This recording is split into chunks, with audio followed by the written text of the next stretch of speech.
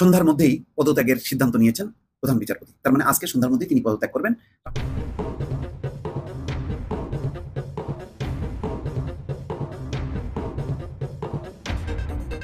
সন্ধ্যার মধ্যেই পদত্যাগের সিদ্ধান্ত নিয়েছেন প্রধান বিচারপতি। তার মানে আজকে সন্ধ্যার মধ্যেই তিনি পদত্যাগ করবেন, রাষ্ট্রপতির কাছে যাবেন, রাষ্ট্রপতির কাছে যেয়ে তিনি নিজে থেকেই পদত্যাগ করবেন। যেহেতু তিনি একটি সাংবিধানিক সংস্থার প্রধান, তার পক্ষে সম্ভব না যে তাকে বাধ্য করা, সুতরাং নিজে থেকেই তাকে পদত্যাগ করতে হবে এবং তেমন একটা পরিস্থিতি তৈরি হয়েছে। ছাত্রলীগের সাবেক ছাত্রনেতা, তিনি কর্মী নন, রীতিমতো নেতৃত্বের পদে ছিলেন। অন্তত দুজনের কথা তো জানি, ওবায়দুল হাসান এবং এনায়েতুর রহিম। তাদেরকে কেন প্রধান বিচারপতির পদে আনা হলো? এস কে সিনহা যখন বিদ্রোহ করলেন, তাকে যখন কি জোর করে দেশ থেকে বিতাড়িত করা হলো, তারপর থেকেই শেখ হাসিনা বুঝলেন তার অনেক রকম কাজ, অনেক রকম সিদ্ধান্ত উচ্চ আদালত থেকে ঘাড়ে পা দিয়ে সেগুলি সাধন করতে হবে। এবং আজকে এই যে ছাত্র আন্দোলনের যে কারণে করতে হলো, কোটা বাতিল করার পর আবার সেটি পুনর্বহাল করার যেই হাইকোর্টের যে সিদ্ধান্তটা, হঠাৎ করে হাইকোর্টে আবেদন করা হলো এবং হাইকোর্ট পরিপত্রটা বাতিল করলো এবং তারপরেই ছাত্র আন্দোলনের যে সূচনা এবং আজকে এই মর্মান্তিক পরিণতি, মানে শত শত ছাত্র জনতা যে হতাহতের ঘটনা এবং সরকার বাধ্য হলো পদত্যাগ করতে, তার মূলে কিন্তু উচ্চ আদালত, অর্থাৎ হাইকোর্ট এবং উচ্চ আদালত, আপিল বিভাগ এমনভাবে সরকারের করায়ত্ত, সরকারের প্রতিটা ক্ষেত্রে বিচারপতি নিয়োগ, আপিল বিভাগ, তারপরে হাইকোর্ট বিভাগের অধিকাংশই ব্যাকগ্রাউন্ড হচ্ছে আওয়ামী লীগ, ছাত্রলীগ, যুবলীগ, তাদের অতীত ব্যাকগ্রাউন্ড।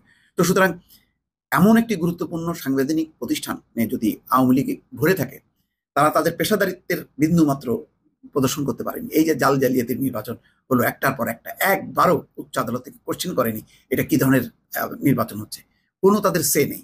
অর্থাৎ তাদের যে আচরণ, পুলিশের কিছু কর্মকর্তার আচরণ, পুলিশ বাহিনীও আজকে তছনছ হলো কিন্তু এদের কারণেই। মানুষ বিক্ষুব্ধ হয়ে থানা পুলিশ চালিয়ে দিয়ে তছনছ করে ফেললো, বহু নিরীহ পুলিশ হয়তো মারা গেল এই এদের কারণে। পুলিশ বিভাগ শেষ করেছে, প্রশাসন শেষ করেছে, বিচার বিভাগও শেষ করেছে। এখন বিচার বিভাগের এই মানুষগুলোকে দিয়ে যে কোনো সরকার তার পক্ষে সম্ভব না, যে কোনো মুহূর্তে উল্টে দিতে পারে। এবং আজকে সরকারের সাথে আলোচনা না করে যে তিনি যে ফুল কোর্ট ডাকলেন, এটার কারণটা কি?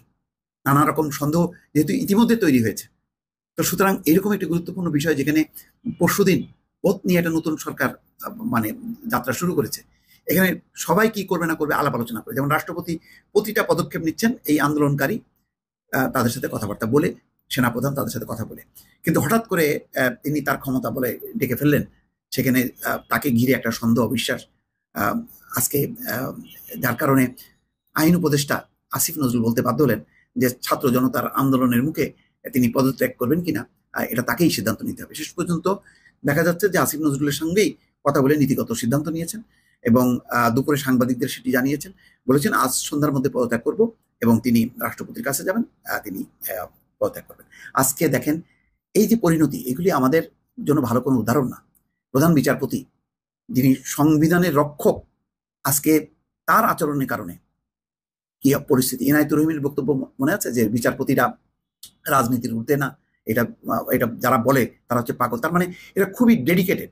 এমনকি প্রধান বিচারপতি হবার পর ছাত্রলীগের সভাপতি, সাধারণ সম্পাদক, তারা যে ফুলের তোড়া উপহার দেয় এবং তিনি সেটা গ্রহণ করছেন, ওই ছাত্র দল, ছাত্র শিবির, অন্য কেউ তো গেল না।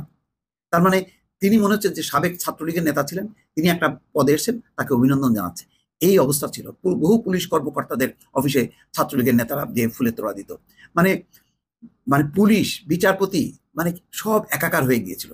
এই ভয়ঙ্কর পরিস্থিতি থেকে আবার মানে ঠিক পথে চালিত করা, এটা খুবই কঠিন কাজ, কিন্তু এটা ছাড়ার কোনো বিকল্পও নেই, এটি করতেই হবে।